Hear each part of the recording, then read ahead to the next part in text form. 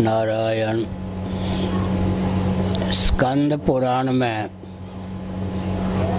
एक ही श्लोक 2 बार आया है।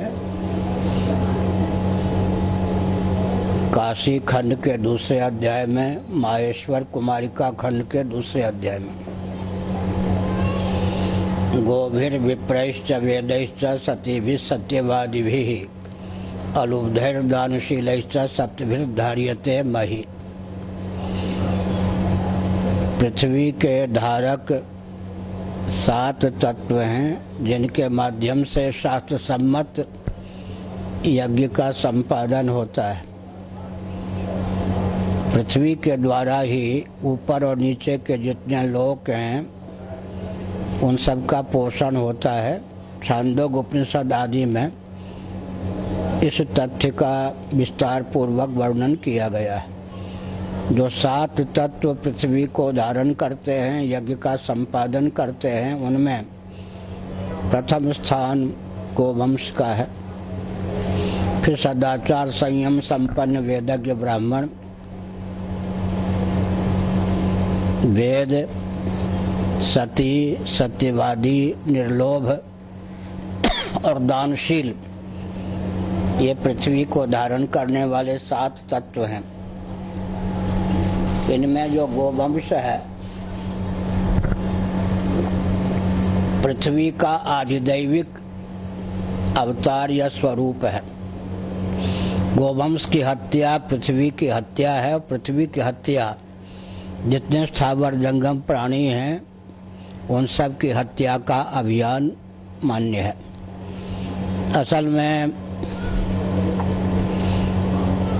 भारत को स्वतंत्रता चाहिए थी अपने सर्वहितप्रद सनातन गोवंश इत्यादि मान बिंदुओं की रक्षा के लिए, लेकिन विभाजन के बाद का स्वतंत्र भारत अत्यंत दिशाहीन बनाया गया।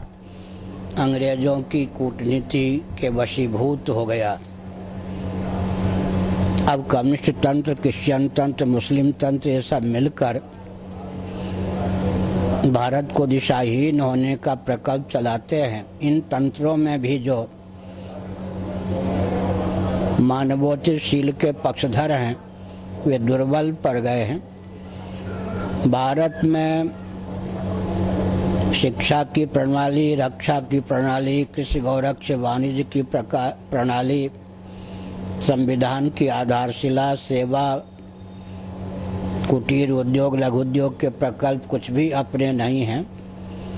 और हिंदुओं के प्रशस्त मानबिंद गोवंश इत्यादि का उच्छेद, उन्हें विकृत करना, दूषित करना, विलुप्त करना, ये राजनीतिक दलों का व्यसन बन चुका है।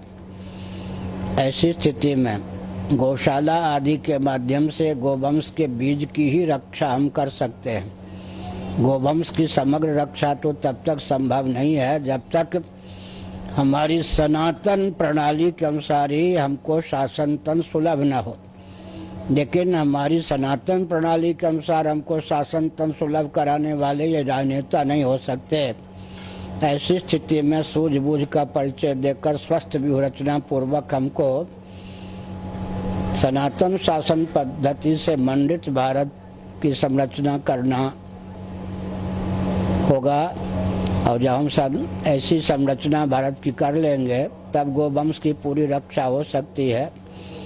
बहुत से ऐसे विदेश हैं जिनमें भारतीय गोवंश को बहुत महत्व दिया जाता है और उन्हें इस ढंग से उनके मौलिक स्वरूप की रक्षा करते हुए विकसित किया जाता है कि वो दुग्ध इत्यादि की दृष्टि से बहुत महत्वपूर्ण है।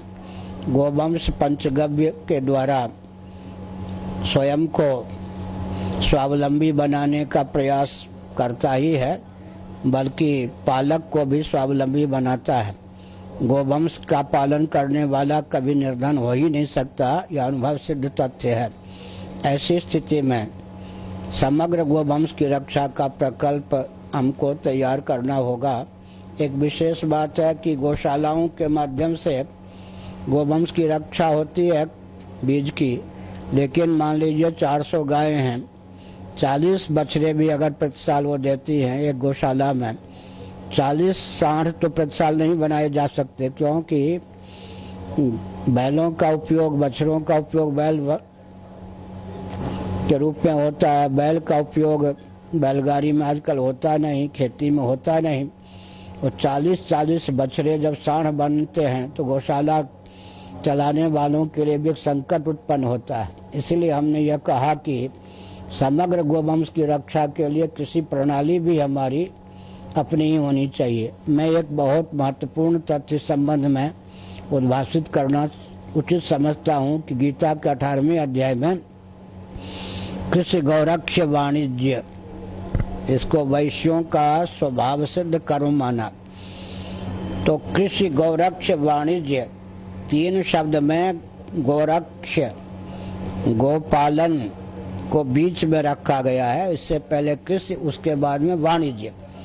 तो गोवंश की समग्र रक्षा के लिए कृषि का प्रकल्प तदनुकूल हो, वाणिज्य का प्रकल्प भी तदनुकूल हो, क्योंकि लक्ष्मी का निवास कृषि गौरक्ष वाणिज्य में है। वैश्यों का यह मुख्य धर्म है, लेकिन गोरक्ष को भगवान ने मध्य में रखा है, अर्थात गोवंश की समग्र रक्षा के लिए उधर चाहिए वाणिज्य। वाणिज्य में गोवंश का उपयोग हो ठीक से, और कृषि में गोवंश का ठीक से उपयोग हो। तो हमारी जब कृषि प्रणाली, वाणिज्य की प्रणाली अपनी नहीं है, तो हम गोवंश की रक्षा भी गोचर भूमि आदि के द्वारा कैसे कर सकते हैं। एक और समस्या है जो राजस्थान में जाकर मुझे पता चला कि जब कोई संत महात्मा गोवंश का पालन करते हैं तो गौशाला को स्वावलंबी बनाने के लिए उन्हें पंचगव्य को लेकर कुछ विक्रय का भी मार्ग अपनाना पड़ता है। तब शासन तंत्र उनको गोभक्त न समझकर उस संस्थान को या उस महात्मा को व्यापारी समझता है। तो वो गाय की ओर उसका ध्यान नहीं जाता कि गौशाला को स्वावलंबी बनाने के लिए कुछ तो प्रकल्प तैयार करना पड़ेगा खाद आदि का। अगर नहीं करेंगे तो अधिक गायों का पालन नहीं हो सकता गोवंश का, और करेंगे तो शासन तंत्र व्यापारी से प्रचुर राशि ले या न ले, गोवंश के पालन करने वाले को एक विक्रेता व्यापारी समझकर दुर्व्यवहार करने लगता है। यह भी शासन तंत्र की महत्व बुद्धि गोवंश में नहीं रह गई है। इसलिए पूरे भारत की संरचना हम जब तक गोवंश की रक्षा के अनुकूल नहीं करेंगे तब तक गोवंश की रक्षा पूर्ण रूप से नहीं हो सकेगी। लेकिन विप्रधेनु सुरसंत हित भगवान का अवतार होता है। हम लोग कटिबद्धता का परिचय दे रहे हैं। आपको पता होगा 7 नवंबर 1966 को अपनी ही सरकार थी, इंदिरा गांधी जी प्रधानमंत्री थी, दिल्ली का शासन जनसंघ संभाल रहा था, लेकिन लाल किला से लेकर पार्लियामेंट तक 10 लाख गोभक्त थे। मैंने ऐसे गोभक्तों को आंखों से देखा है जिनके गोद में 10-10 महीने के बच्चे थे। गुजरात, मध्य प्रदेश आदि से वो आए थे, लेकिन चुपचाप शांत होकर प्रवचन सुनते हुए गोभक्तों को 1400 संख्या में मरवा दिया गया। तो शासन तंत्र तो एक प्रकार से कितना अन्यायपूर्ण, जबकि गृह मंत्री गुलजारीलाल नंदा को कुछ भी पता नहीं था कि यह भी हो सकता है। तो हमने यह कहा कि शासन तंत्र गोवंश का निर्यात करके भी भारत को विकसित करने का अभियान चलाता है। कोई भी राजनीतिक दल ऐसा ख्याति प्राप्त प्रशस्त नहीं दिखाई पड़ता जो गोवंश के प्रति अपनत्व रखता हो, देश की रक्षा के प्रति कटिबद्धता हो। ऐसी स्थिति में हम लोगों को ही उस प्रकार के शासन तंत्र की स्थापना का मार्ग भी निकालना पड़ेगा जिससे गोवंश की रक्षा समग्र हो सके। भारतीय संविधान में ऐसी धाराएं हैं, उनका विशेषज्ञ जो हैं, अभी भी कोई मिले थे नोएडा में या मोदी नगर में मिले थे ऐसे विशेषज्ञ, लेकिन अपनी अपनी ढपली, अपना अपना राग मुझे बहुत अच्छी तरह मालूम है। सन 66 से लेकर अब तक गोवंश के नाम पर भी व्यक्ति ने व्यापार शुरू कर दिया। तो गाय की चिंता न करके अपने धनमान का स्रोत गोवंश को निकाल लिया। तो अवसरवादी जो होते हैं वो किसी भी अभियान में कूद पड़ते हैं और उसे दिशाहीन कर देते हैं। ऐसे अवसरवादियों से सावधान रहते हुए चैनल को चलाना चाहिए और भगवान से प्रार्थना करके फिर स्वस्थ व्यूहरचना के माध्यम से गोवंश की रक्षा का मार्ग प्रशस्त करना चाहिए। आपके चैनल के प्रति हमारी पूर्ण सहानुभूति है और जब जब आप चाहें तब हमसे संदेश प्राप्त कर सकते हैं।